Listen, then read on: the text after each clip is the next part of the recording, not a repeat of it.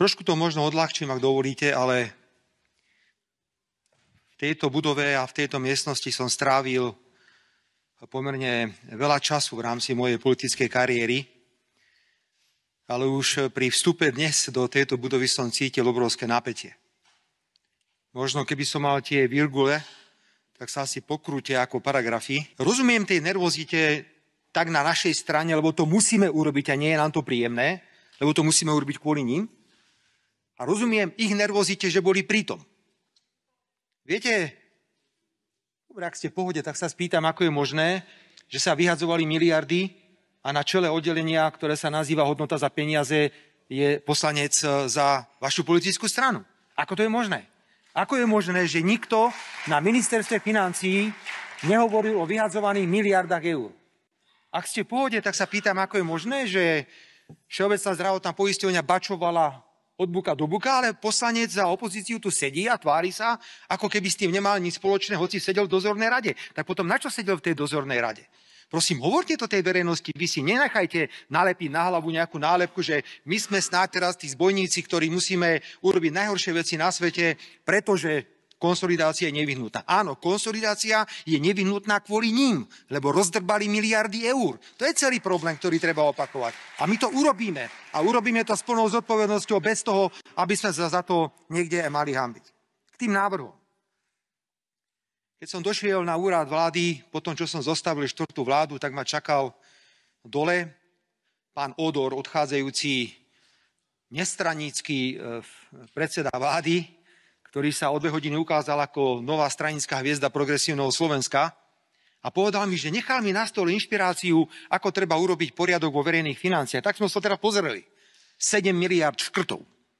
To by znamenalo totálnu devastáciu sociálneho štátu, akýchkoľvek benefitov, ktoré dnes štandardne poskytujeme obyvateľom Slovenskej republiky. Ale viete, to oni môžu všetko. Oni môžu povedať, že DPH 25% bez akýchkoľvek výnimiek.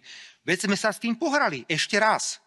Áno, zvyšuje sa DPH na 23% a mne sa to nepáči. Ale čo mám robiť, keď takúto úlohu nám dali, že to musíme urobiť? Ale dohodli sme sa, že potraviny 5%, lieky 5%, ubytovanie 5%, gastro 5%, knihy 5% pravdepodobne, učebnice 5%. Je tam všetko, čo tam má byť, pretože snažíme sa, aby konsolidácia bola aj sociálne vyvážená, aby nebola iba ekonomicky vyvážená, že tu mám 20 opatrení a mi prinesú 2,7 miliardy eur.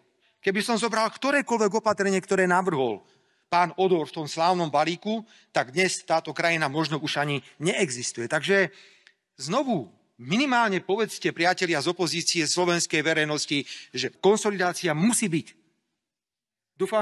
Dúfam, že teraz sa nepostavíte a nebudete rozprávať verejnosti. Oni len tak sa pohrávajú, všetko zdražujú, lebo nemajú čo robiť.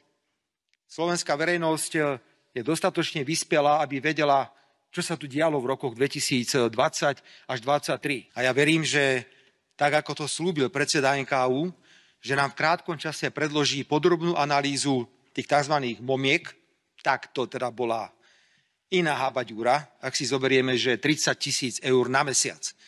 Nebolo tam treba mať kvalifikovaný zdravotnícky personál. A porovnáte to s nejakou ambulanciou, kde musíte mať lekára, zdravotnú sestru, preto tá ambulancia dostáva polovičku peňazí v porovnaní s tými momkami. Treba sa pozrieť na prepojenia rodinné, priateľské. Kto to bol ten, čo mal 300 alebo 200 momiek? Komu patrili? Kto za ním stál? Ako to celé bolo? Rovnako si myslím, že bude treba sa pozrieť na nákup vakcín, nákup zdravotníckych zariadení.